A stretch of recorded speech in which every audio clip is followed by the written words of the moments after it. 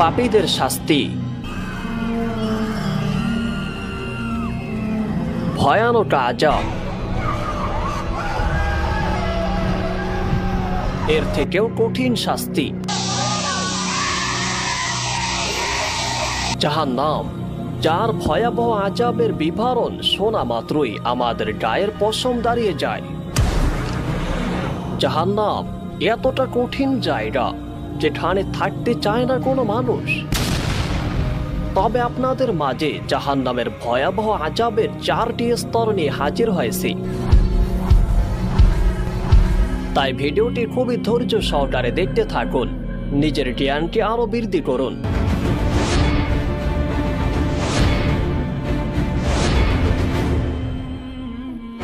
আসসালামু আলাইকুম ওয়া রাহমাতুল্লাহ। চলে আসলাম আপনাদের কাছে নতুন একটি ভিডিও নিয়ে। আমাদের ভিডিওটি শুরু করার পূর্বে আপনাদের কাছে একটি অনুরোধ থাকবে, যদি আমাদের চ্যানেলের নতুন দর্শক হয়ে থাকেন তবে অবশ্যই চ্যানেলটি সাবস্ক্রাইব করতে ভুলবেন না।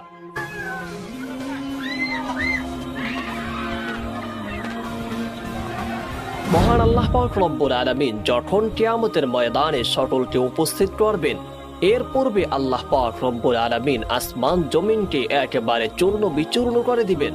মানুষ সহ সমস্ত দৈত্য দানব তখন মারা যাবে, জমিন তখন ফেটে যাবে, আসমান কম্পিত হতে থাকবে। তখনই শুরু হবে কিয়ামত।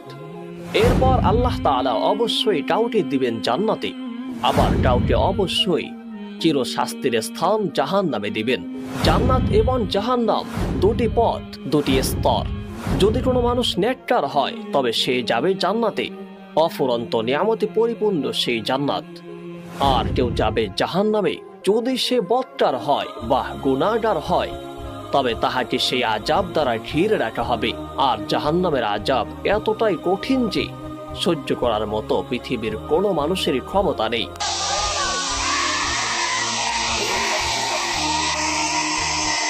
তবে এই ভিডিওতে আপনাদেরকে 4টি স্তরের বিবরণ দিব।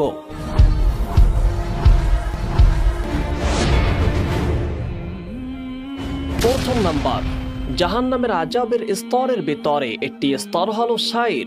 সাইর মানে হলো প্রজ্বালিত আগুন। এই নামটি বহু জায়গায় এসেছে। পবিত্র কুরআনুল কারীমের ভিতরে মহান আল্লাহ পাক রব্বুল আলামিন বলেন, ইন্নাশ শাইতানা লাকুম আদুওয়া ফাত্তাখিযুহু আদুওয়া ইন্নামা ইয়াদউ হিজবাহু লিয়াকুনু মিন আসহাবিস সাঈর। অর্থাৎ তোমাদের শত্রু শয়তান, সুতরাং